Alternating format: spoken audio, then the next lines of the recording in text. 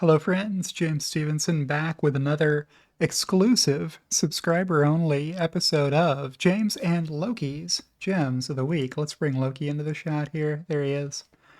Curled up in bed sleeping. That's what he does a lot of. And we'll launch right into the content. So last week we saw an episode go public. I didn't expect to do that, but I'll share my desktop with you and show you the last tweet that we saw last week was from executive producer of this program, Kathy Kitchler. So I honored her request to make the video public for everybody last week because it was the holidays, and in the spirit of the giving season, I gave everybody something that I list as being an exclusive perk of being a subscriber. So thank you for your understanding on that one, that I let one episode per year go public. But that was the last tweet that I liked last week. Let's see what's been happening since. This may be a long episode. I've liked a lot of tweets over the past week.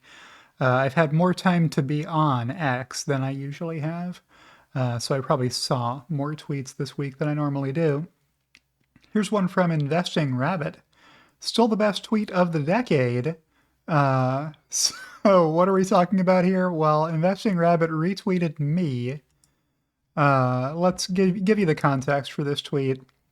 So this post is from an account you blocked, and this one, and this one, and this one, and this one, and this one, and this one, and this one. Let's keep going.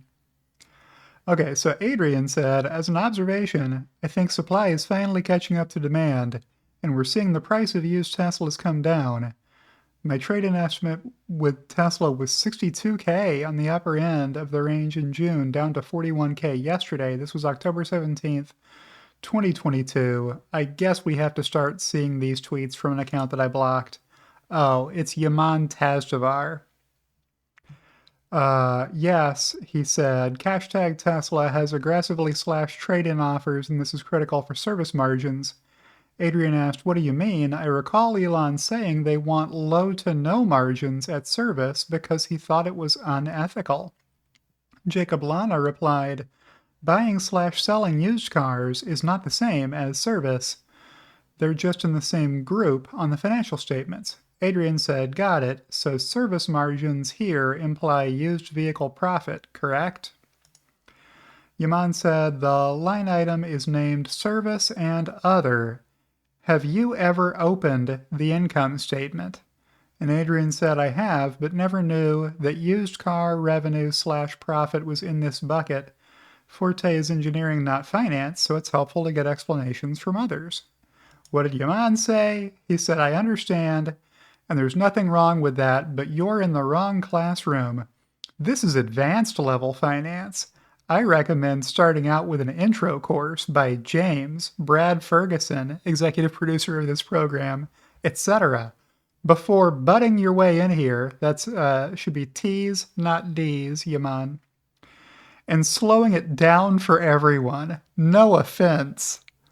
So I replied, the advanced classes are where you learn things like Tesla will triple in 2022, and Tesla will report 50% gross margins and 40% operating margins in Q3 and Q4 2022, both claimed by Yaman Tazdavar shortly before sending this tweet. Yeah.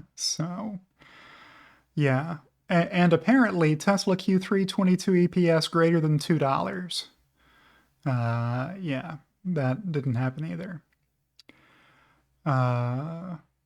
Yeah, neither of those statements are true, but if you search for them alongside the handle Value Analyst 1, you'll find Yaman has tweeted them dozens of times each. So that's what that was about. My recommendation to all of you is to block Yaman Tazdavar and then not have your head polluted by whatever he's saying today. Next is a tweet from Holmar's Catalog at Holmar's blog. Is that a warthog? See you later, Austin. So I liked that tweet, and I replied to it. You know that Cybertruck. Kind of looks like a warthog, doesn't it? Master Chief, out.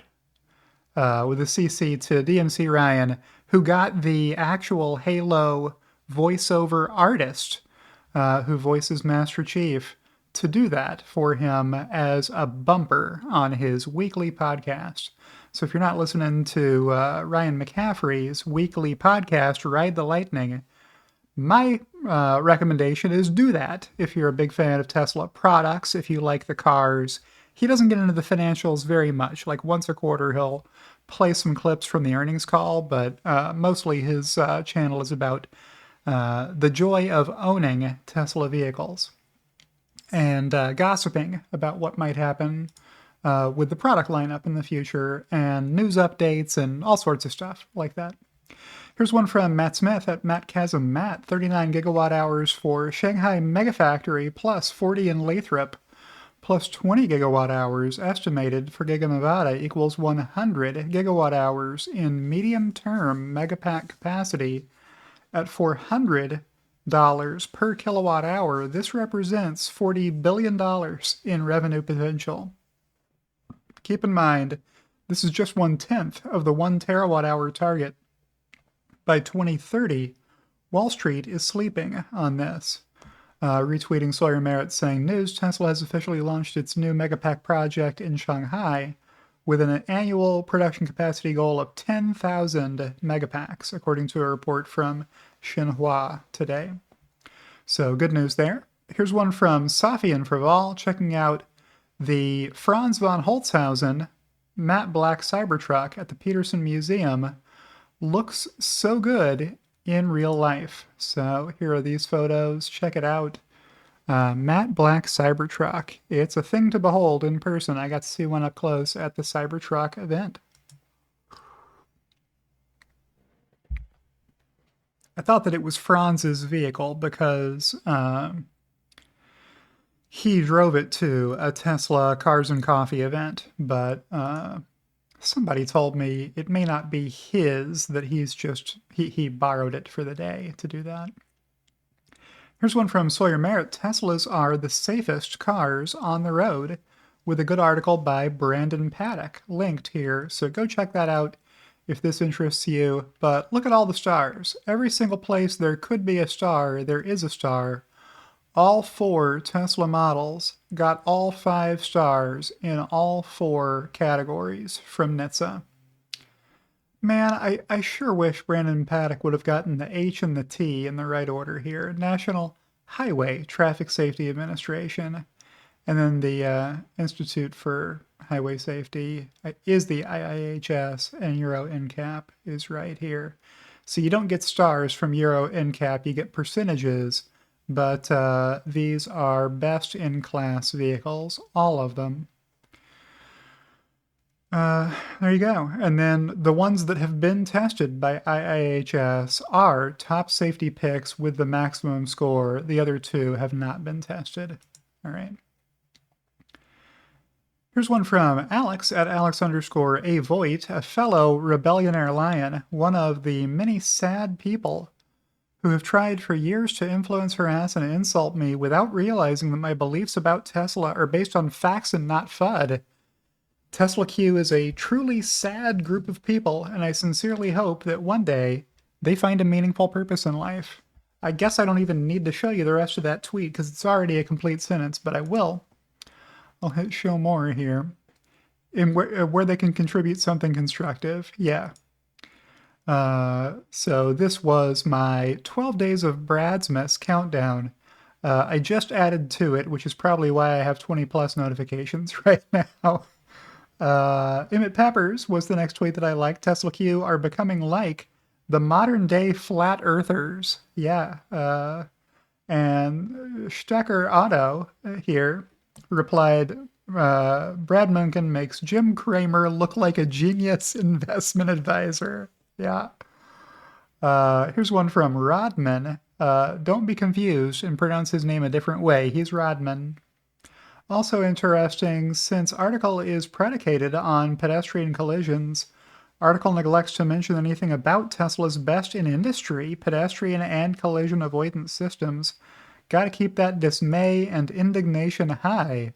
Replying to, ultimately, my video here about whether Cybertrucks will make the highways more dangerous just because David Zipper and Jennifer Homendy are guessing that it might.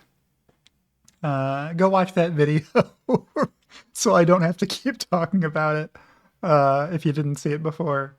As media relies on money to sustain itself, it seems to have learned that the optimal path is publishing dismay and indignation.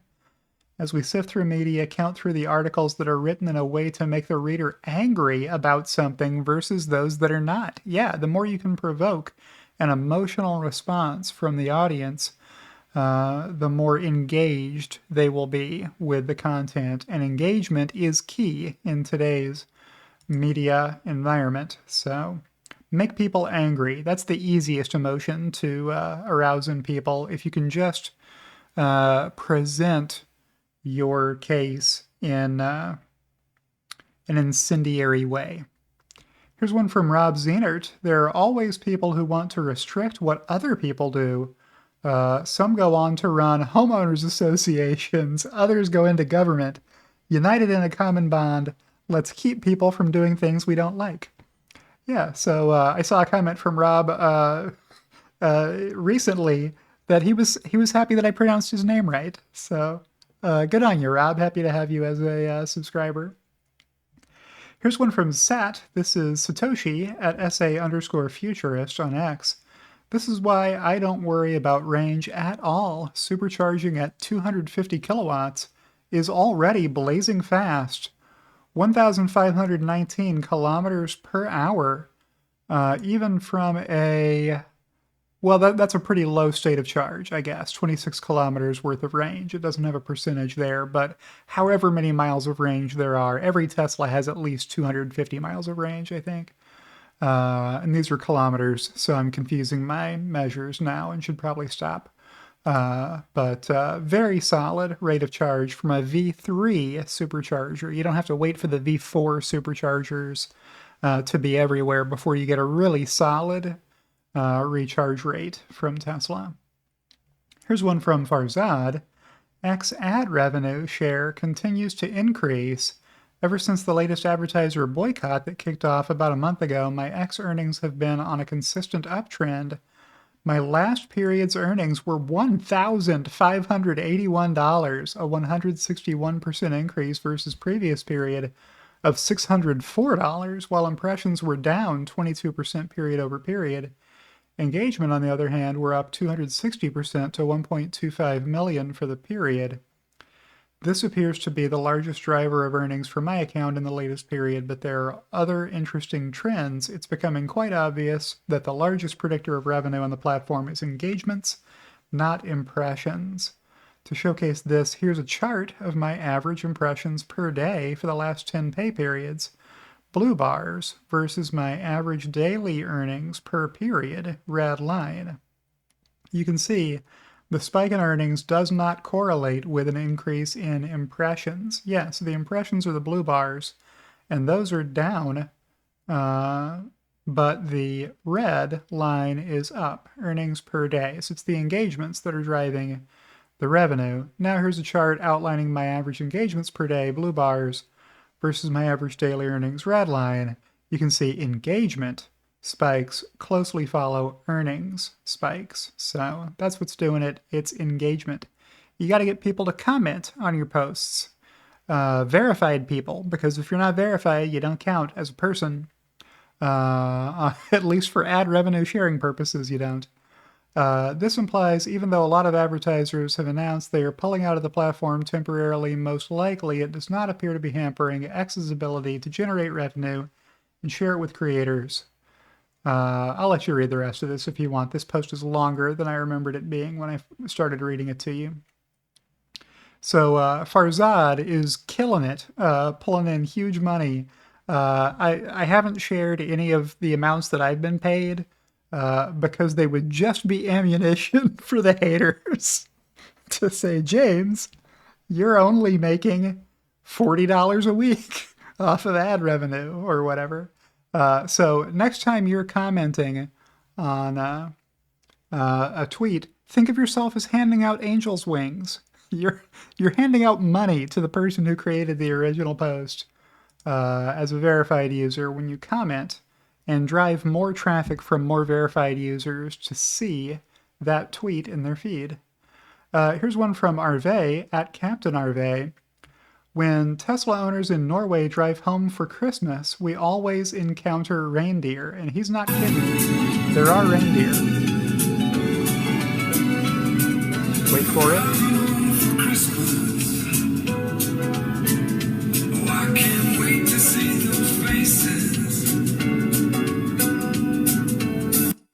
I might get demonetized if I let that music clip play for too long, because I don't know if somebody owns the copyright to it. But I promise you reindeer, and not just on the screen. Let's see if we can get you more reindeer than that before the end of this video. There you are. There's that reindeer. And not just one. We got a few of them here, I think. There's one. Yeah, one more up there on the hill. You see him? One more walking around. You got 3 reindeer there. So, cool video clip from Captain Arve. Here's one from Paul Clark at pclark15. Pulled over in under 24 hours. Just a warning though, tonneau cover blocked paper plate in back window. Oh, sure. Yeah. So if you stick your temporary license plate on the back window of your Cybertruck and then put your tonneau cover down, no one will be able to see it. And that is a moving violation. I am not a lawyer. And I'm not a police officer, but that's my understanding of the law, is that if you have a temporary license tag, it has to be visible while you're operating that motor vehicle on public roads. All right, so that's that one. Here's one from David F. I can't wait to use my Cybertruck to tow/drag an ice truck that's icing EV chargers out of the way so I can charge. FAFO, if you know, you know what that acronym stands for. This is a family channel. But the owner of this vehicle found out upon being towed that this tow truck driver does not know how to tow. And unfortunately, so did these innocent victims parked alongside the street. It's a funny gif, but only because the use of the gif doesn't result in additional harm, I guess. So we got a couple of different ship trackers in this week's episode. Here's Morton Grove, captain of all Santa's sleighs and semis and Cybertrucks. Will it fit in a Cybertruck on today's show, an adult woman? Yes, an adult woman will fit in the Cybertruck frunk. And so will a big bag of golf clubs somebody found. And of course, Marquez Brownlee showed on his Cybertruck First Impressions video, I'm not going to call it a review, that 2 of his sponsored carry-on bags fit in a Cybertruck frunk, even though other people with larger carry-on bags couldn't get them to fit in the Cybertruck frunk. So it's a pretty tight fit on carry-on bags, but if you load them in there the right way and they're not too big, they'll fit.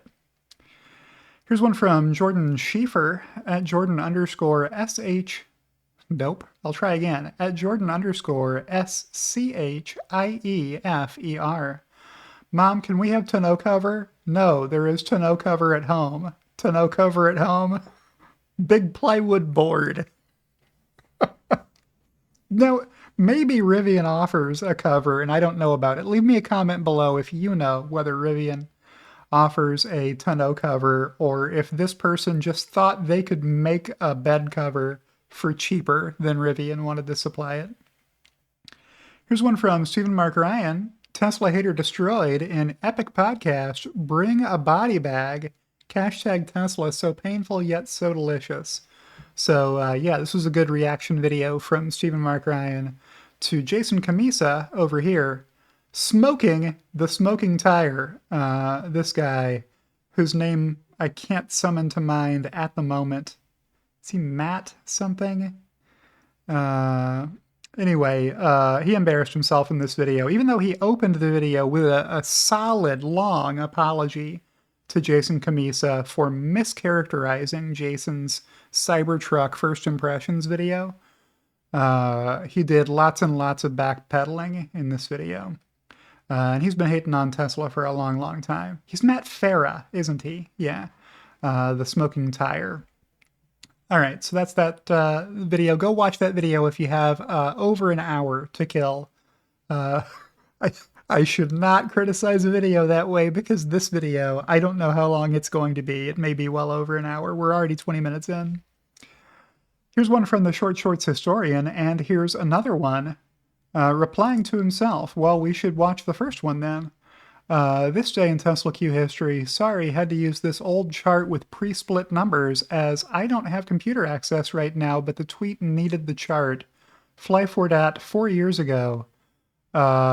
Cram Legipes said, go long, bro, for your own sake. You actually seem reasonable. Flyfordat, longtime Tesla hater, short seller, troll, etc. Said, ha, never been a better time to short this point of sale system. And if you think he meant something else by this acronym, feel free to use your imagination as to what he meant. But yeah, it's been nothing but up from there through 2022. I know it's been down some since the peak, the all-time high. But you know what? You know what other stocks are down from their all-time high? All stocks not currently at their all-time high are down from their all-time high. That's always true. And here's another one. Can understand the logic behind that given the current all-time high, but what if the stock doubles or trebles in the next year? Fly4Dat replied, regardless, Tesla is a zero. Only question is timing. He has held firm on that. Like some Tesla Q members are not bankruptcy people. Fly4Dat is. He says he will cover his Tesla short at $0 when no one in the world is left who wants to buy Tesla stock, even if shares are selling for a penny. That's when Fly4Dat is going to cover his short, he says. Why a zero? Because it's structurally bankrupt. There's that expression again. I think I covered this one in a video recently. Maybe I haven't released that one yet. Well, I have released it to you, so go find my video on Grant Belden trying to lecture me on how I don't know the important differences between the business terms structurally bankrupt and structurally unprofitable. He gave me a book recommendation. I think he thought that I wouldn't pony up the $80 to buy the textbook, and then discovered that the textbook does not contain the expressions structurally bankrupt or structurally unprofitable anywhere. Because they're phony, they're made up, they're baloney business terms made up by Tesla Q to try to sucker people into thinking that there's some fatal flaw with how Tesla's business was set up that makes them permanently, hopelessly unprofitable. And there's no IP that's worth the liabilities on and off balance sheet. Tesla has never generated an annual profit and won't generate one. Fly4Dat said, almost exactly 1 year before Tesla reported their first annual profit. So good on Fly4Dat for at least being consistent, if nothing else. Here's one from Rohan Patel. James is so damn good at this, and with a more representative chart than the original one from the EPA, retweeting my attempt at redoing the EPA's chart, removing the chart crimes from their charts. So I appreciated that retweet and gave him a like. Here's another one from Wes at Tesla Trip. Now you can clearly see the lead Tesla has over all others. Thanks, James. So I appreciated those. Here's one from Pedro Teixeira, MD, PhD, at vote_ for Pedro. This is straight from the EPA's own report. Who's he replying to? Well, it's not me. It's an account that I blocked. I wonder which account I blocked. Let's view it.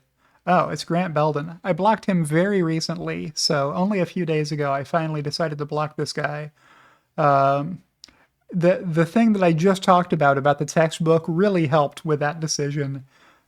He's been nothing but sour. I think I realized there's nothing he's going to say that's going to help me in any way. So I blocked him. I gave him, I rendered a sentence as to why I was blocking him right before I blocked him. 60% of U.S. electricity comes from fossil fuels. Claiming zero for Tesla is inaccurate. And Pedro is saying, well, take it up with the EPA, sucker, because it's their data. Oh, and as many people rightly pointed out in the comments to the video where I talked about the long tailpipe theory, uh, ICE vehicles have power consumption all throughout the life cycle of the oil uh, supply chain. So, do you think any pollution was emitted or any energy was consumed at any point in this process? Let's go explore for oil. Let's go drill for oil. Let's go pump oil. Let's load the oil onto shipping barges, vessels, oil tankers. Let's drive them to port to be offloaded. All of those large shipping vessels are internal combustion, right? They're belching out smoke the whole way, not smoke, pollution the whole way. Let's unload it off of the shipping containers onto trains or trucks or whatever. Let's get it to an oil refinery. Let's refine it. Let's pump that into trucks. Let's drive those trucks to gas stations. Let's pump it from the truck into the gas station, right? You got all those steps. You think there was any pollution involved anywhere along that process? It's a false comparison to say, yeah, but EVs have to be recharged from the grid.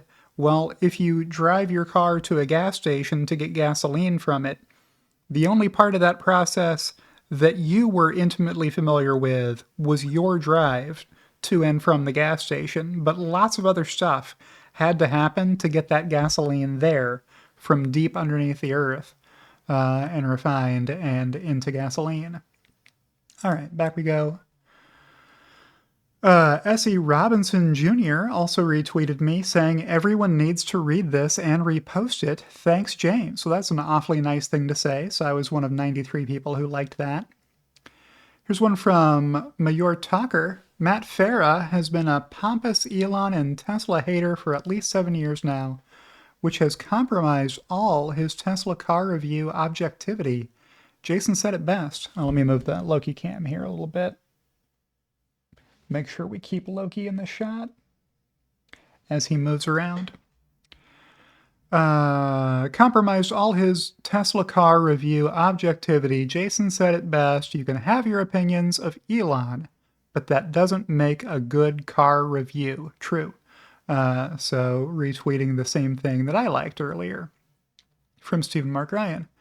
Here's one from Dr. Know-It-All from December 24th. So before he became famous on TV for going on TMZ and setting them straight about the robot attack. We'll get to that in a minute. Just with a nice video here, him and his wife, who I both met at the Cybertruck after event. I got my badge on the shelf behind me here from that event. So good to see Dr. Know-It-All here, John, University of Georgia professor. Here's one from Tesla Fix at Tesla_Fix. Since I can't get my hands on a Cybertruck, since half of Europe thinks it is not pedestrian safe, I'll go get me this. A Mercedes G63 AMG 6x6 Brabus. What?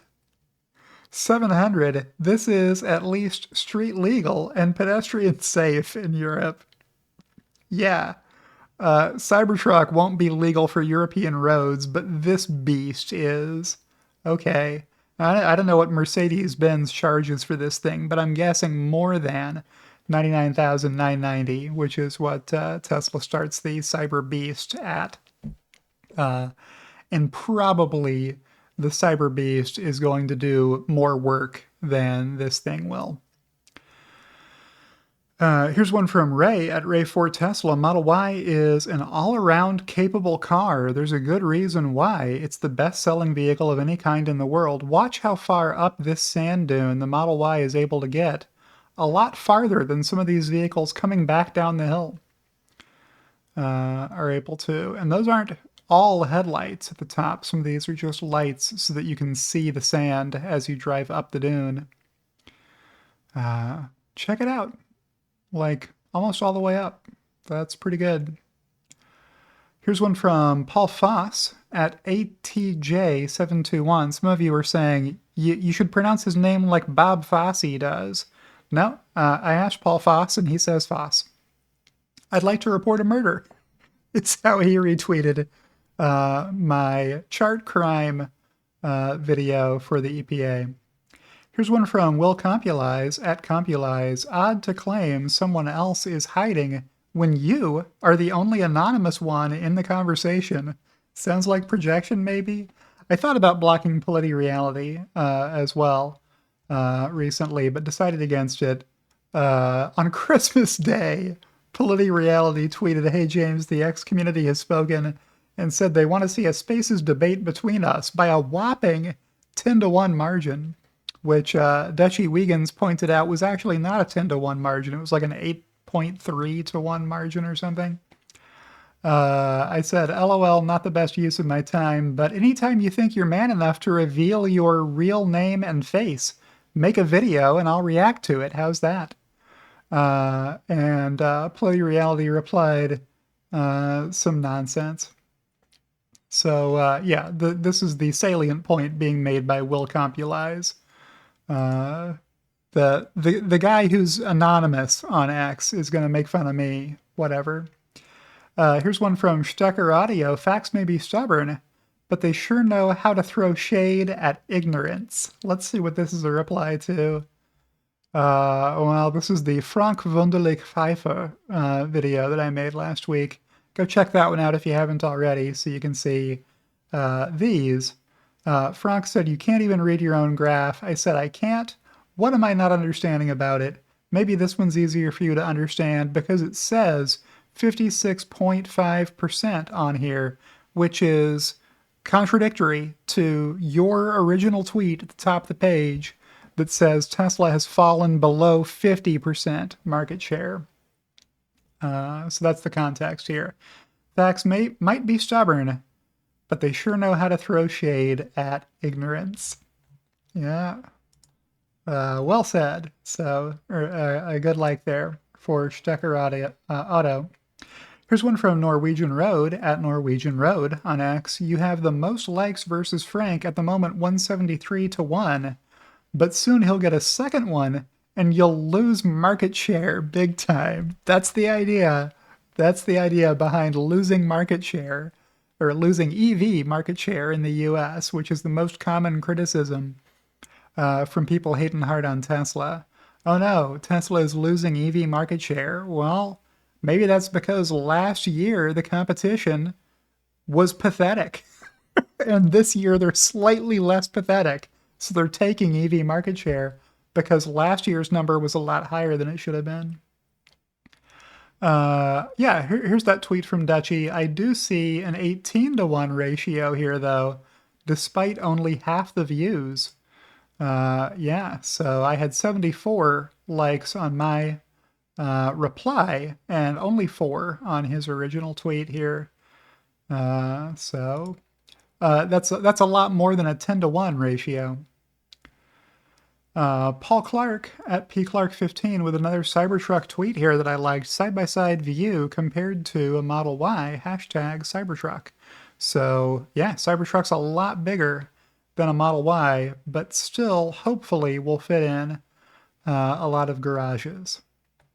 It's not bigger than a Ford F-150. F-150s are a little longer because they need a longer front end on them to hold that massive engine block.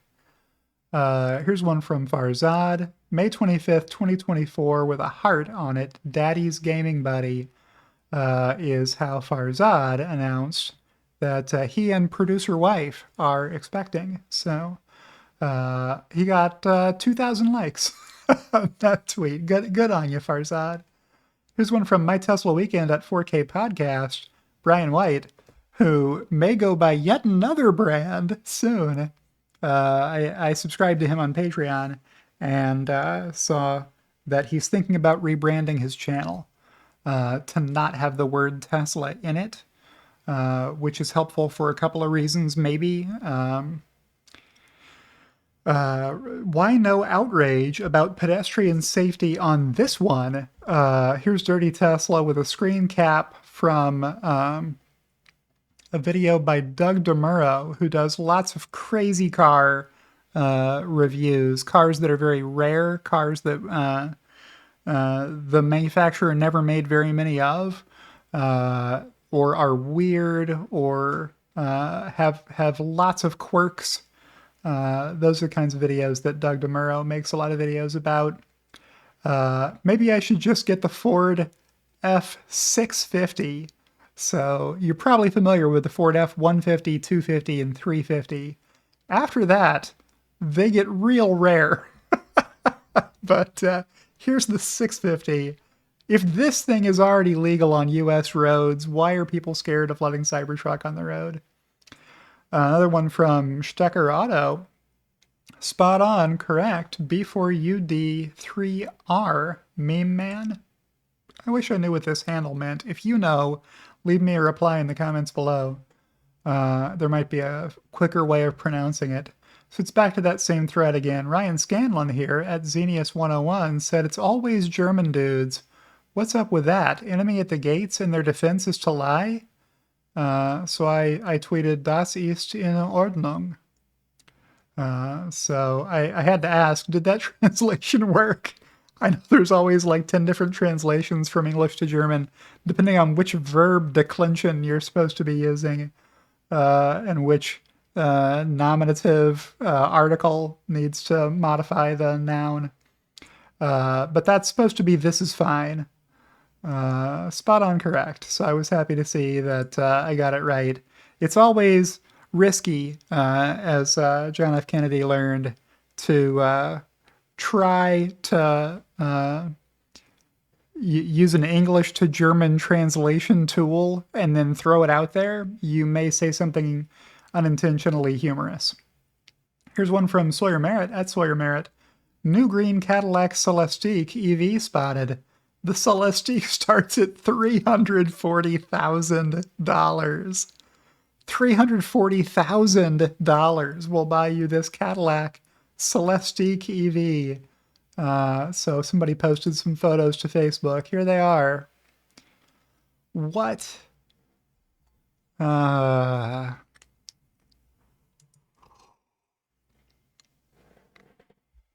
going to give you some perspective on this.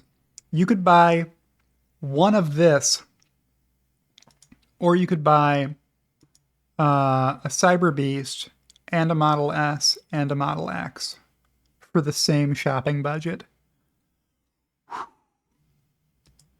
Yeah. Yeah. Okay.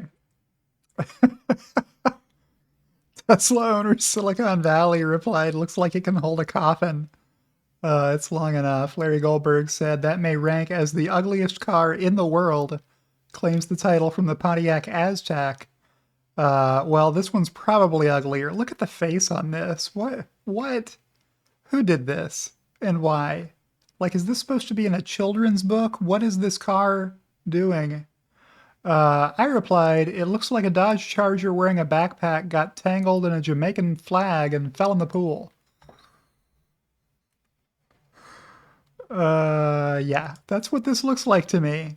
It looks like a Dodge Charger wearing a backpack got tangled in a Jamaican flag and fell in the pool. That's what that looks like to me. Okay, enough about that. Let's go back one more time. I don't want to go back too far because then I have to find my place. On December 26th, Andy Sly tweeted, should I go into debt again? And I liked that. Your limited edition Foundation Series Cybertruck is ready to order. He was there at the event. I got to meet Andy Sly. He's a nice guy. Here's one from Roland Percher at PILOLY on X. Model mix of last week's Tesla sales, still about 80% Model Y, 20% Model 3. That is helpful information. So always good to see charts by Roland, because then I don't have to make these charts. Here's one from Tesla Raj. Did you know that the Cybertruck tailgate is a soft close? You don't have to slam the tailgate shut. You just bring it level and it'll shut itself. Check it out. That's pretty great, right? Just get it close. It'll take care of the rest of the way. Here's a tweet from Viv at Battle Angel Viv. Imagine still driving a gas car in 2024. But sadly, more than 90% of people will still be driving a gas car in 2024. But the tide is turning. Here's one from Brian White. Ford math is hard to argue with or on behalf of. Really, I don't see any good way to make the numbers work, and it seems they don't either. Retweeting Z plus Bitcoin plus Tesla at Z1897837. Ford said they will save $10 billion by cutting production in half. Maybe they should just save $20 billion and discontinue production. Yeah. Probably their earnings would decline if they stopped producing all the vehicles. Here's one from Safi and Fraval. Cybertruck order confirmed. Nice. So you get the Cyber Hedgehog with the Cybertruck front light bar on it, which is pretty cool. If you want to see how he configured his vehicle and you have an extremely high resolution television, you can pause your TV and see it right there. Here's one from Sawyer Merritt. Was just kindly sent this exclusive pic from Unplugged Tesla of their new 22-inch Cybertruck Cyber Hex wheels and dry carbon wide fenders. What do you guys think? So, Hex, because there are 6 of these little guys going around the edge, and there's a hexagon in the middle. The one straight from the factory from Tesla has a 7-spoke rim on it, which Franz said he wanted to keep the angularity of the Cybertruck kind of the same language with that 7-spoke design. It's always a question. What do you do with your hubcaps on your tires? And how do you make those match the design aesthetic of your model? Here's another one from Brian. The possibilities are endless on a canvas as blank as this one, with Astro Jordy tweeting the process of gloss black wrapping a Cybertruck. So pretty cool to see that work going on. Here's one from James Catt at Tesla Fan MTL. Most people don't understand how convenient and inexpensive it is to operate a Tesla. Retweeting Zhang Wen, 2005. Really happy with my #Tesla. Italian rally driver clocks over 236,000 miles on Model S. Over 6 years with nearly zero maintenance. Italian rally driver Piero Longhi took to Instagram last week to recount his experience driving his Tesla Model S. So, good tweet there. Here's one from Elmar Schumacher. Sure, let's see what the ratio is between the 3 pickups without the reveal burst. What are we talking about here? Well, we'll scroll up and see Stephen Hart tagging me, taking a page from James. Back in November, someone showed Farzad about Google Trends. Ladies and gentlemen, for your consideration, we give you the Cybertruck, aka MSUV, aka Cyberjunk. I don't know what that stands for, but if you do, let me know in the comments below. Interest over time, it peaked in late November. Let's see what the ratio is between the 3 pickups without the reveal burst. So what time period are we looking at here? It's just from December 20th through December 25th, I guess. And the Tesla Cybertruck at every hour of every day was more searched for than the Rivian R1T or the Ford F-150 Lightning. So that's more important. How did I reply upon being tagged by Stephen Hart? I said, gee, what would have driven a lot of interest in Cybertruck in late November? Nope, can't think of any reason it would have spiked then. Also, you tagged the wrong Farzad. It's Farziness, not Farzad. He couldn't get that one. So I got an LOL damn it admission from Stephen Hart, which is rare. It's rare that you get somebody to say, okay, my original tweet was pretty dumb then. Or maybe he was only apologizing for tagging the wrong person. It's unclear. All right, here's one from Brandon Smith at BLSmith2112. I'm going to try some bad math using this data image. I don't do this math ever, so it's 99% going to be wrong. Assuming it costs $3.27 per watt for solar, this is residential, so it's actually much cheaper, but for devil's advocate's sake, let's assume $3.27. The nuclear plant is 1,114 megawatts, or 1,114,000,000 watts. So if we take those watts from the nuclear plant, multiply it by the 327 per watt solar costs, you get $3.6 billion. That can't be right, right? That's 10 times cheaper for the same amount of solar. Let's toss in Tesla batteries installed cost. Each megapack is 4.9 megawatts, or 4.9 million watts. To store all the power from the nuclear plant, that's going to take 227.35 megapacks at a cost of $8 million each. And that's too high for megapacks. Like, megapacks ought to be 2 million each, but let's keep going. Totaling $1.9 billion. So Tesla batteries plus solar is $5.5 billion. That's like 6 times cheaper. Yeah. So there you go. What's the reply to? You're probably wondering. Sawyer Merritt says the first new U.S. nuclear reactor since 2016 is now in operation at a cost of $30 billion. The new factory joins 2 existing reactors at Plant Vogtle in Georgia. There it is. This is new nuclear added to the grid since 1970.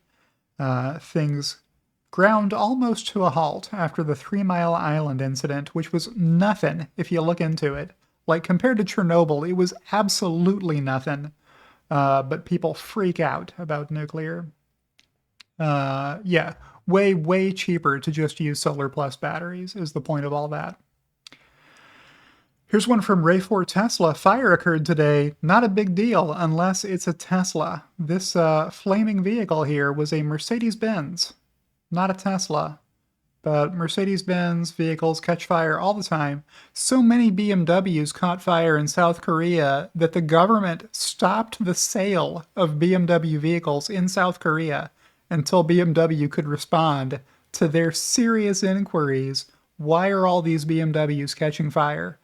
But did you hear about it? Probably not if you weren't following me or a few other accounts on X 5 years ago. I think ABC did like one story about BMWs burning down people's houses when you parked them in the garage. This is burning down when unoccupied and not running. They would catch fire and burn people's houses down. Here's another one from Sat. More than a decade ago, I talked to people about Tesla only to be met with disinterest and probably seeing me as a crazy out-of-place person. I met a couple of those people a decade later at a gallery and was asked, "Do you still have any of your Tesla stock?" Of which I said, "Yes, of course, I never sold." You get rewarded for being a long-term investor. Today, I appreciate all the Tesla community, who are an amazing group of super intelligent people and seeing the future with a shared vision. What a great tweet from Sat. How do you not like that? Here's one from Sam Chorus. 1A in this thread, terrible piece of reporting in the Wall Street Journal, in my opinion. This is how the headline and chart above the start of the article text, how electric vehicle demand is losing steam in the US in charts. EV sales grew nearly 50% this year, but have plateaued in recent months. Come on, man. This is how much they've grown year over year. If it's a positive number, it's growth.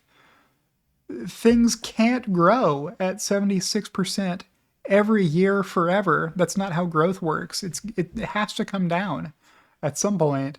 Like, you cannot sustain growth of about 100% forever. That's not a thing. So that's pretty funny. In an adoption S-curve, the year-over-year growth rate should decline. Like, what this ought to be compared against is ICE growth. Is ICE growth positive or negative? If it's been a negative number this whole time, why isn't that line on the chart? So that you can see EV sales grow every year by a positive amount, and it's always more than 30%. And EV sales don't grow by anything close to that. That ought to be the point of that chart. In an adoption S-curve, the year-over-year growth rate should decline, Sam says. Yeah, that's what I just said. What's been amazing about EV adoption is that there are layered S-curves as models enter new segments and price points, so growth is more robust than you'd expect. Showing this chart to say EVs are selling slower than gas-powered cars while excluding the market leader, see the note, and not explaining at all in the text, just generalizing to the entire EV market. So they threw Tesla out and then didn't say that they threw Tesla out, except for this little footnote, excludes direct-to-consumer brands such as Tesla, which might be important if the story was about dealerships and how dealerships are doing. Okay, maybe you could say Tesla doesn't have car dealerships that need to sell people cars, so that's why we threw them out. But come on, man. Show all of the data. Don't throw stuff out of the data. There you go. Sam's right. I gave it a like earlier this morning. I said to Jeffrey R., who said, I wonder what Loki and his dad would say about this. Hello, Loki. I saw you. I saw you turn over and see me. We're going to feed you breakfast in a minute, buddy. It's not quite time yet. All right, back we go. And up to Lincoln at Mob of Joggers. I had orders of magnitude on my daily Elon bingo card. Elon replied, I guess I say that a lot. He did say it again here. Making life multiplanetary will require several orders of magnitude more payload to orbit. He replied to this chart showing that not only has the US made the most orbital launch attempts in recent history, almost entirely that's due to SpaceX. SpaceX is the big bar here, putting mass into orbit. And I replied, if you're looking for my recommendation on a phrase to use less frequently, stop saying I cannot emphasize enough. Start saying I cannot underscore enough. It just sounds better. It sounds more intelligent, Elon. Say it that way. That's a better way of saying it. Here's another one from Rob Zenert. Stunned, not only did you mention me in your video, you pronounced my name correctly. Very rare, probably 2 to 3% get it right on their own. And no, I won't claim I talk with Tesla execs. What are we replying to here? Oh, it's Reality, who's just a big liar. So he just lies. Like, there's no way to defeat a liar in an argument when you keep saying, yeah, but this person does this. They can always match you. They can always say, oh yeah, that's true of me also. And they can add another thing onto it, right? If you allow someone unlimited currency, you'll never be able to back them down, right? They can always outbid you if they're allowed to just lie, which is what that video was about. Here's one from Tesla. Reuters published an article that leads with a wildly misleading headline and is riddled with incompetence and demonstrably incorrect information. I'm not going to read you this whole thing because it's a long rebuttal to the FUD, which I was happy to see Tesla put out. I'm going to scroll down to the helpful context section here and let you read this section too. Tesla doesn't always respond to FUD because how could they, right? There's so much FUD every day. Lots of articles come out that are untrue. Here are the Tesla service principles. So Tesla couldn't possibly respond to them all, and if they tried to, on the rare occasions that they didn't respond to one, people would claim that the lack of response from Tesla is an admission of guilt. So you have to do these rarely enough, I think is why Tesla does it this way, that nobody can claim, well, if Tesla didn't refute the charges must be true. And that's the end of the thing. But while others may have their own agendas, our principles have been the same since the beginning to make the safest cars in the world, which are easiest to maintain, while accelerating the world's transition to sustainable energy. That's Tesla for you. Despite what you have heard about sensationalist media clickbait headlines, Tesla makes the safest vehicles in the world. And Martin Viecha echoed that sentiment at Martin Viecha on X. VP of Investor Relations for Tesla, who was kind enough to invite me to the Tesla Cybertruck event, retweeting it here. Here's one from James Catt at TeslaFanMTL. James Catt saw this coming years ago. It's not true that people want EVs. It is true that people want Teslas. People don't want Teslas because they're EVs. People want Teslas because they're awesome with awesome tech. So legacy automakers, no, you can't just make an EV and then sell it to EV buyers. There's no such thing as EV buyers. People who stupidly buy whatever EV is available at whatever dealership they happen to walk into. That isn't a thing. You can't just make compliance EVs and sell as many of them as you want. The EV has to be compelling. People have to want to buy it based on its value proposition. And that's what James Catt is trying to emphasize here. Replying to Brian Sullivan at Sully CNBC, an on-air TV personality on cable news, Brian Sullivan tweeted, "Who could have seen this coming? People want Teslas, not EVs." So that's exactly what James Catt said on January 15th of 2022. All right, next tweet that I liked came from Matt Smith at MattChasmMatt. "I love that #TeslaQ is absolutely convinced that Elon Musk is a fraud. Meanwhile, their erstwhile star, Trevor Milton, is in jail. Carlos Ghosn, former head of the Nissan Renault alliance, had to be smuggled out of Japan in a box because the government was trying to arrest him. And both VW and now Daihatsu admit to forging emissions or safety results." Yeah, so Daihatsu, owned by Toyota, has been tampering with safety tests for 30 years. And of course, you know, with Dieselgate, VW has been using cheat devices to fool government agencies into believing their vehicles pollute less than they really do for a long time, which is the only reason Electrify America exists. The court ordered that VW had to make an EV recharging network in the US. And that's what they did.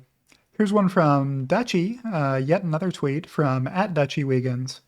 "You seem to have accidentally..." I'm going to try that again. "You seem to have accidentally deleted your post. Poor. Don't worry, I saved it for you with my reply. You're welcome." Polity reality. Bets aren't calculated in ratios. WTF, dude. There was no bet made. Simply a fact. 89 to 11 is not a 10 to 1 ratio. The results of your own poll compared to your own statement. But being wrong by almost 20% is on brand for you, I suppose. But 74 to 4 likes is 18 to 1. Maybe dial back the attempts to be a cool trader, bro, and realize what you're relying on. Just a thought. Next, we have one from Sawyer Merritt. "Gordon Johnson is ranked 8,325 out of 8,665 Wall Street analysts on tip ranks. He has an average return of negative 9.4% per stock rating and a 0.1 star rating, which is as bad as you can get. I don't think they'll give you a 0.0 on tip ranks. You can do no worse than having 0.1 stars on tip ranks. I did look it up to see if there were any other analysts covering Tesla that were worse, because Mayor Tucker prompted the question at Fresh Jiva, fellow Rebellionaire, tweeting, "Imagine being one of those 340 jokers ranked even lower than him." I replied, 2 of those 340 jokers cover Tesla and have hold ratings. Chris Pierce from Needham, not to be confused with Christmas Pierce, subscriber to me on X and possibly Patreon as well. Thank you, Christmas. From Needham, 8,477. And Ate McKaylee from Citi, number 8,595. Both worse than Gordon Johnson per tip rankings.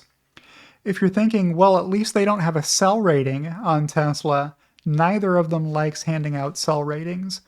Pierce has 0 of 148 ratings as a sell, and Ate McKaylee only has 27 sell ratings out of 568. Do you think they're working this guy too hard? If you have more companies to cover than there are calendar days in the year, how good do people expect your work to be? Like, seriously, come on, Citi. You're assigning 568 companies to one analyst. You are setting him up for this kind of performance. Negative 23% return, 40% success rate. Even worse success rate over here for Chris Pierce on only 148 companies. So, yeah, 0% sell ratings here, 4.75% sell ratings for Michele.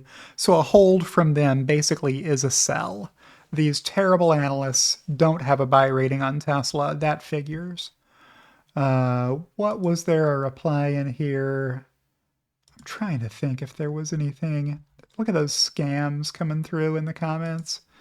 I try to block those when I see them, but I'm not going to do it during the video. And then this guy, Beast Mode Tesla, promoting FUD, saying his biological father is a current GM executive and a direct report of Mary Barra. Not true. His lies manipulates and misleads to try to win the affection of the father who abandoned he and his mother.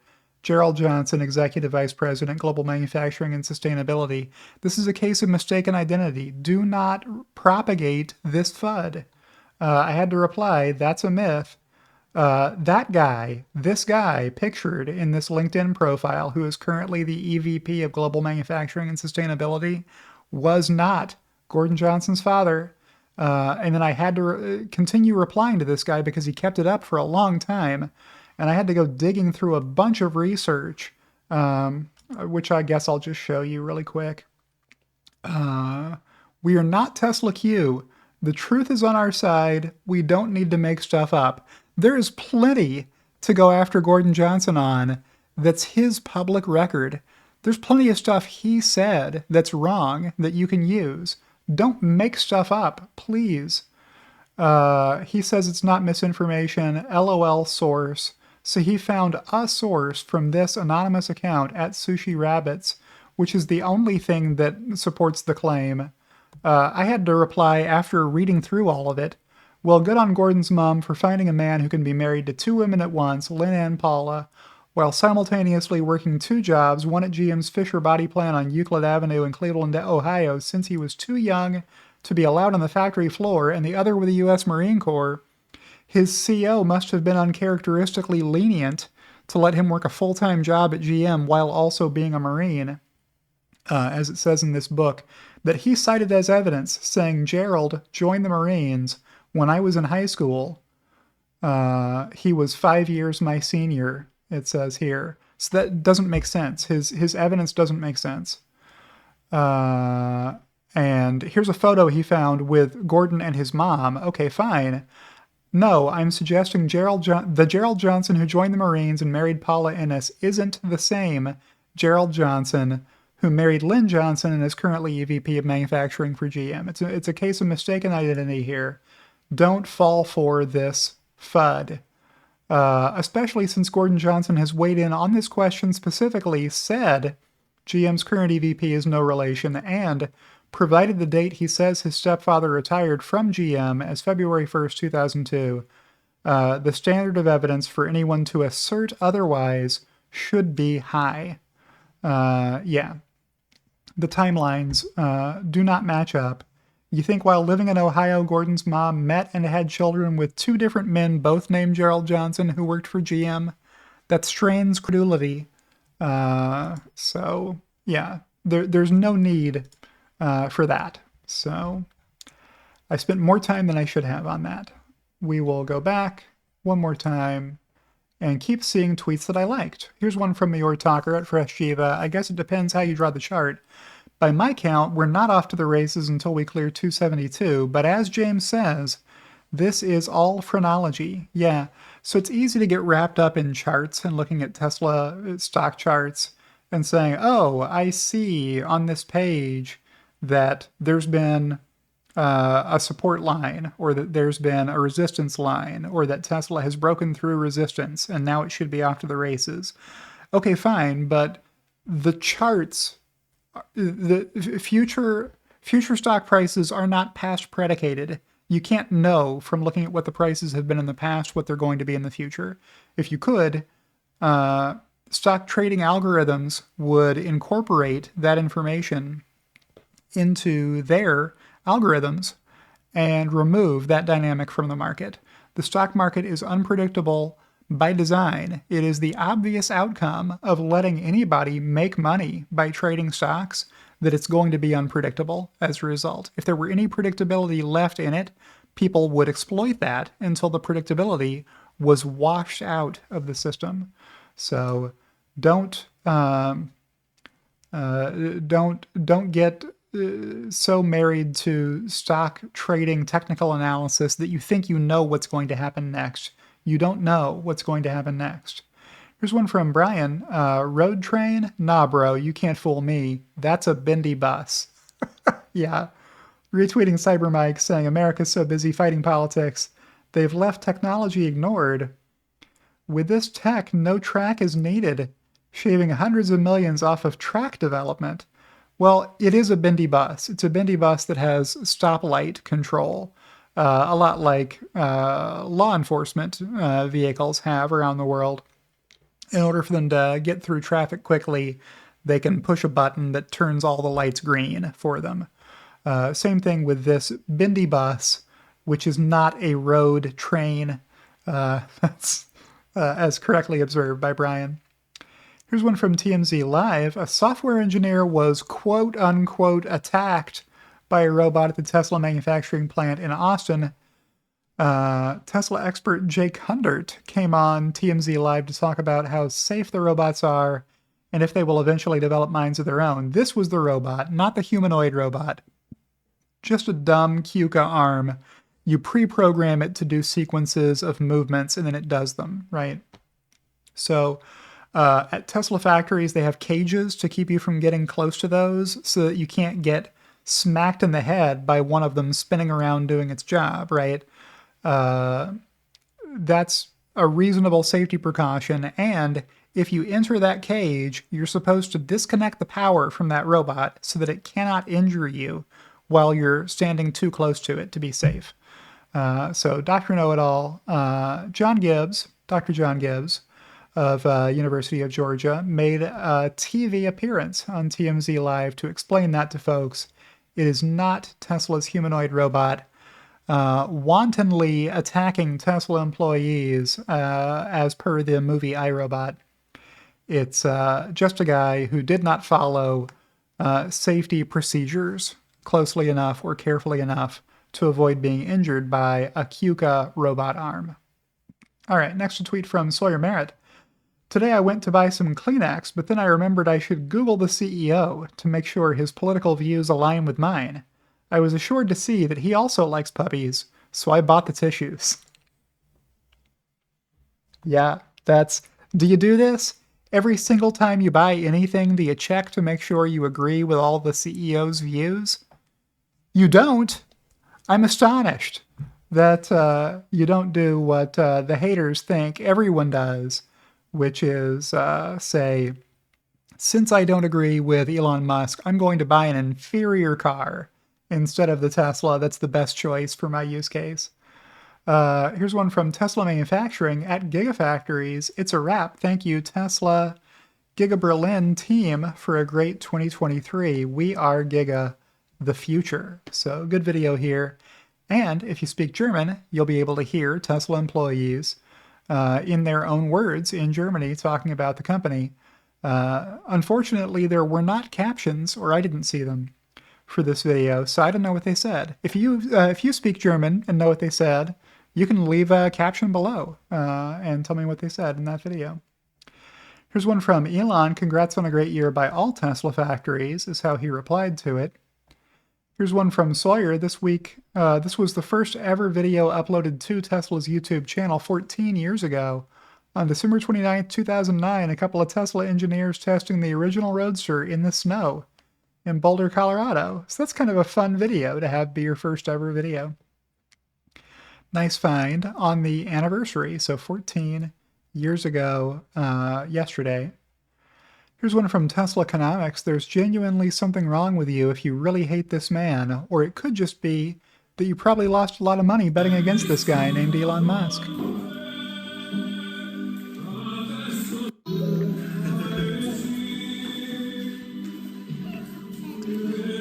Waltzing with one of his daughters. So good work there. Dancing to Pavarotti or another singer, I guess. This is a very cool form of community notes, and companies should take note of it and use it when needed. To wit, don't freak out and use emotional language defending your company, but add context, set the facts straight, and do it in a calm, rational manner, Dr. John said.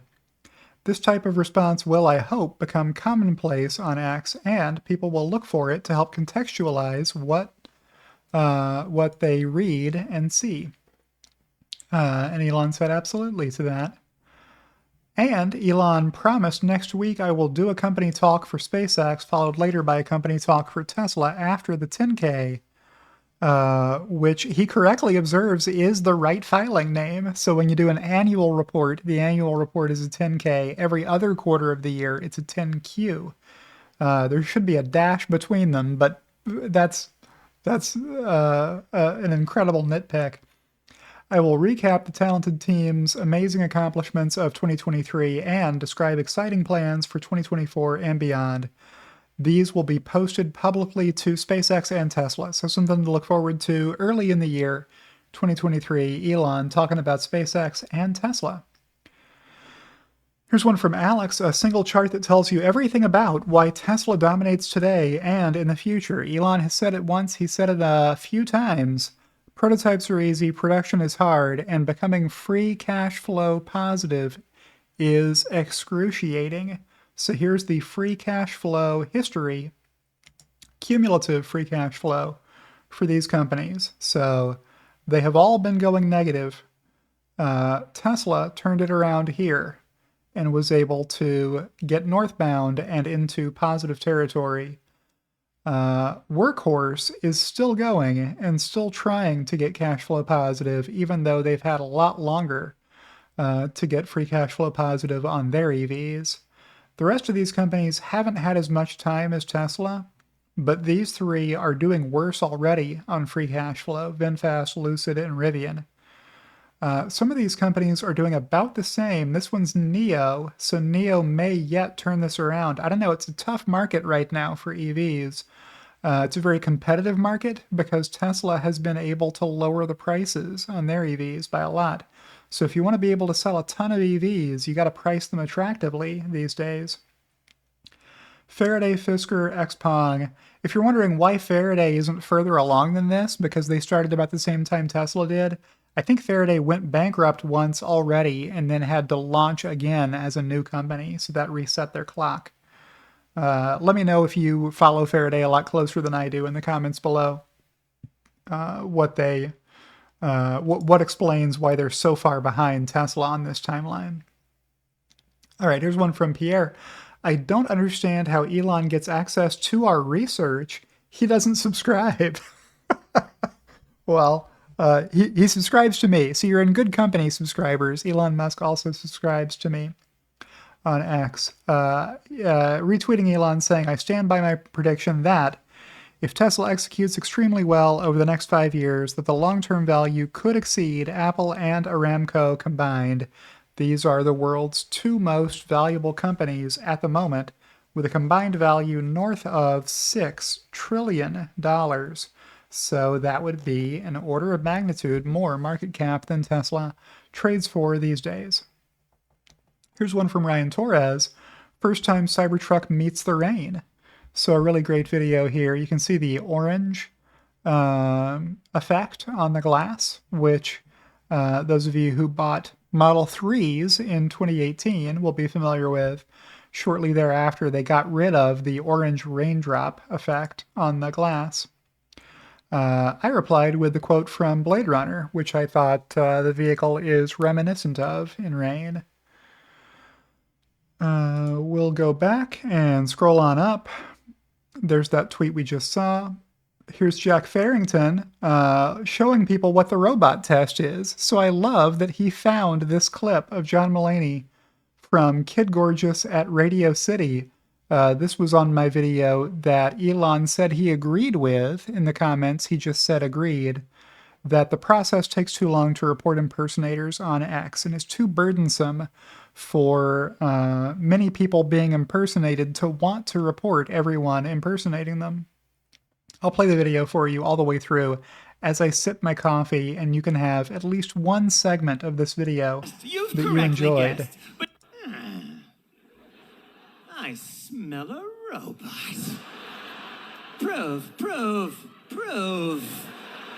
Prove to me you're not a robot. Look at these curvy letters. Much curvier than most letters, wouldn't you say? No robot could ever read these. You look mortal if ye be. You look, and then you type what you think you see. Is it an E, or is it a 3? That's up to ye. The passwords have passed. You've correctly guessed. But now it's time for the robot test. I've devised a question no robot could ever answer. Which of these pictures does not have a stop sign in it? Fucking what? I smell a robot. All right, so that's where the prove you're not a robot comes from. I'll show you the tweet so that you can see. You can read through that whole thing if you want. Probably you saw this already, and hopefully you saw this video already, so I will keep going. If you didn't see them, they are out there for you to find. You should be able to find them easily. Here's one from Altitude at All E Drive. James, your term is up for proposed inclusion in the DSM. What are we talking about here? Well, Tesla pilot Jay Chabowski at JCHYBOW on X, tweeting, "This is one of the better explanations I've heard for irrational Musk haters. Should be in the DSM." Retweeting Gabriel Engel, who tweeted, "It's like this unhealthy Elon derangement syndrome where he just lives in their heads as this sort of boogeyman, where decades of work toward accelerating the world's transition to sustainable energy can't overcome some tweets that make them uncomfortable." Yeah, let the man tweet what he wants. He's busy. He's running a lot of companies. He's entitled to have opinions. Come on. So I had to reply, Stims is now old enough to be in kindergarten, retweeting myself from November 16th, 2018, recapping from a now deleted Tesla hater account at NotABigDeal111. I had a lot of conversations with that hater a while back. Maybe they just blew up that account and started another one. I don't know. Maybe they were so worried that their reputation had been shot from all the false claims they made under that account, they started a new one. Who knows what happened to it? Tesla is a fraud and already bankrupt with a W here. Sorry, you got to use the funnier spelling on it that Elon used in his April Fool's Day tweet in 2018. You know this because you are smarter than Elon Musk. Your accounting skill is too great to be fooled, like Tesla has fooled the external auditors, who are literally professional certified public accountants. You have STEMS. What is STEMS? Well, here it is. I'll let you pause and read through it if you want. This is how, with the help of 28 Delays Later, Dr. Earl Banning, Doctor of Psychiatry, I was able to put together this diagnostic criteria so you can tell if you're talking to someone who has smarter than Elon Musk syndrome. A lot of people have this. It does get diagnosed too frequently, probably, because, there needs to be problems of daily functioning caused by smarter than Elon Musk syndrome before you can diagnose it. But a lot of people have the grandiose type. So read that through, pause it, and check it out if you're unfamiliar. So here's the screenshots. I said I will let you know in 3 to 6 months, and Not a Big Deal 111 said the company doesn't have 3 to 6 weeks. I said I will remind you you said that in 3 to 6 weeks, and he said please do on October 4th of 2018. So, pretty funny. Yeah, people were just saying Tesla will go bankrupt imminently 5 years ago, and some of those same people are still saying it today. Maybe not with the same time horizon on it, but they're still saying Tesla's going to go bankrupt. So this one we haven't seen yet from Elon Musk replying to Chris Dungeon. While certainly not perfect, my batting average for most predictions is quite good. My schedule optimism, without which I probably wouldn't have even tried to do many endeavors, gets the best of me sometimes, but I always deliver in the end. Yeah, I mean, Elon is going after big prizes, and sometimes they take a lot longer than he thinks they will. My personal theory on Elon's schedule optimism is that when people ask him, how long will it take to accomplish this, he answers it as though he were performing all of the roles necessary to accomplish the work. If there were 1,000 Elon Musks working on it, how long would it take? And that's the answer that he gives. Sadly, most people have nowhere near the capability Elon Musk has to advance work rapidly. So things take longer than he imagines they should when trying to think, okay, if I were working on nothing but this, how long would it take me to do it? If I could make enough of me to assign this work to. All right, here's one from Doug DeMuro. Of all the amazing things Tesla has done, I think the most impressive is that they've somehow managed to be ubiquitous and cool. Last year, the Model Y outsold the Honda Accord and the Toyota Corolla. The Accord and Corolla, two boring mainstays of the American car landscape. There are more Tesla Model Ys being sold today than there are Corollas and Accords combined, and well, maybe not combined, maybe separately. But they've still managed to stay cool despite being that ever present. Martin Vieca replied, "This is a really good point that doesn't get enough attention, but what we really want to know is when can we expect you to say, this is the 2024 Tesla Cybertruck?" Doug DeMuro always starts his videos the same way. So that's the opener. I like Teslas, and I like Teslas replied, haha, send him a Cybertruck, and I replied, do it. So maybe Martin will see that and send Doug DeMuro a Cybertruck. He doesn't keep it, he gives it back. Just let him have one that you're not using at the moment, and he'll do a video about it. Here's one from the accountant at CPA in NYC. In 2019, Tesla shares were at $18. At that time, many believed Tesla would not scale the Model 3, Tesla would not be profitable, Tesla would not be cash flow positive, Shanghai was a mistake, a mud field, Tesla would never introduce another new model, 2 new factories could not be built simultaneously, the competition was coming and buyers did not want EVs. In 2023, Tesla shares are at $250. At this time, many believe the $25,000 car will never arrive, the Cybertruck will have low demand, the Semi will never ramp, 4680 battery production will never ramp.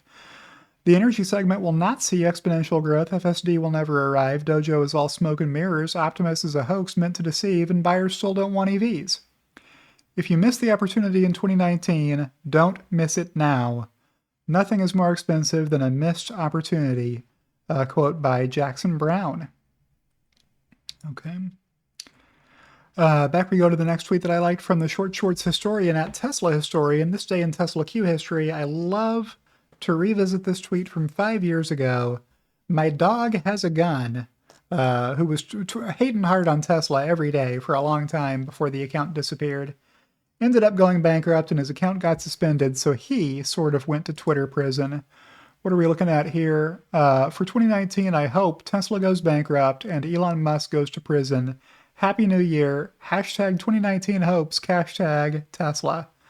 Well, that ain't how it happened. At my dog has a gun. All right, here's one from S.E. Robinson Jr. Cybertruck light show at Tesla Fremont factory. There's the light show, so check it out. You can see from the articulation in the lights here that they can pulse back and forth. They have the capability to. I replied, this means Cybertruck is capable of doing the kit sweep. The first person to put a red light cover over the running light bar wins. Yeah, that's a good tweet. I'll hit like on that. From just an hour ago. What did K10 say? Custom speakers in the front would be lit. Cybertruck is the club now. Well, let's go ahead and just like these two tweets too. All right. And the last tweet that I like this week, here is the first ever gloss black Cybertruck by T-Sportline. Thoughts? So, well, that audio is pretty annoying. So I'll turn the audio off, and then I'll hit play. And you can watch the matte black Cybertruck. We saw them in the process of wrapping it earlier. But that's how it looks in glossy black. Some people will want their Cybertruck to look like that. I wouldn't. I don't think. I don't think that's what I would want. A lot of people, I think, are going to leave it stainless steel. I think it just looks tougher that way. I don't know why you want to put a really soft material or a really fragile material or a piano key fingerprint material on top of something that's harder than any surface and tougher to damage than any vehicle has ever been that you can buy, any passenger vehicle anyway. But a lot of people probably will do that. So there you go. That's the video for this week. Thank you for subscribing. Let's check in with Loki in Loki's bed and see what he's doing. He's curled up and sleeping. Before I say thank you for subscribing and supporting me in a meaningful way, I appreciate you making making me feel good about what I'm doing. Special shout out to my two executive producers, Kenty Kitchler and Rebellionaire.com, who support me in a very big way. And I'll see you in the next one.